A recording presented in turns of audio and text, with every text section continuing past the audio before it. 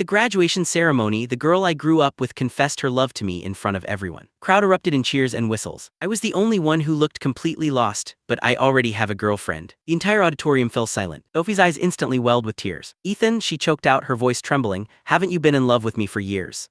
The giant screen behind the stage was playing a slideshow of photos of me and Sophie. A timeline of our lives from diapers to dorm rooms, some of just her, some of just me, but mostly of us together. Backing track was Wonderwall by Oasis. You could tell she had planned this meticulously. She was on stage as the valedictorian, the star of the show. Halfway through what was supposed to be a perfectly normal speech, it turned into this, a public declaration of love. Under the watch of thousands, the silence was deafening. My roommate Mark nudged me hard in the ribs. Dude, haven't you been obsessed with Sophie for like ever? He hissed. This is your shot, don't blow this because you're trying to be difficult. His words just made me more confused. It was true, I'd had a massive crush on Sophie. But hadn't she always been disgusted by me? She told me to stop following her around like some pathetic, spineless puppy. She told me that even if every other man on the planet dropped dead, she would never, ever choose me. I'd given up on her a long time ago. My mom and Sophie's mom, Penny, are best friends. Growing up, the one thing I heard constantly from Aunt Penny was that she was reserving me to be Sophie's future husband. When I was little and didn't know any better, I'd grin and agree, even promising I'd have a whole bunch of kids with my Sophie girl. When I got older, I'd just scratch the back of my neck and blush, my ears burning hot. We were always together, a package deal, and Sophie never publicly contradicted the assumption about our relationship. It made me believe that maybe someday Sophie and I really would get married. That belief lasted right up until high school graduation. When it was time to apply for college, my first choice was a university that had the best program for my major. When Sophie's parents found out, they immediately started pressuring her to give up her dream school. If you and Ethan go to the same school, you can look after your future husband, her dad said over dinner one night. Exactly, Aunt Penny chimed in, it's good for you two to have each other for support. So does this mean I should start saving for the wedding? My mom joked. The conversation around the dinner table was spiraling into fantasy. I kept my head down, my face flushed, completely missing the fact that Sophie's expression was growing darker and darker by the second. Suddenly, she slammed her hands on the table and shot to her feet. Can't you see I don't like him? She yelled, her voice shaking with rage. He follows me everywhere, so damn needy, have some self-respect. Her outburst froze me in my seat. Humiliation, shame, a crushing sense of inadequacy, a storm of emotions I couldn't name washed over me. I clenched my fists under the table, my knuckles white. I looked at Sophie's face, at the undisguised disgust in her eyes, and my heart felt like it was being scraped raw with a dull knife over and over again. Greg. Sophie's dad slapped her across the face and ordered her to apologize to me. What is this nonsense you're spouting? You don't like Ethan? It's a miracle a boy like Ethan would even look at you. The mood was ruined, everyone's face was grim. But Sophie was defiant. I'm going to Princeton and you better not follow me, she snarled, her eyes locked on mine as if I were some kind of criminal. Being stared at like that by the person you love, it physically hurt.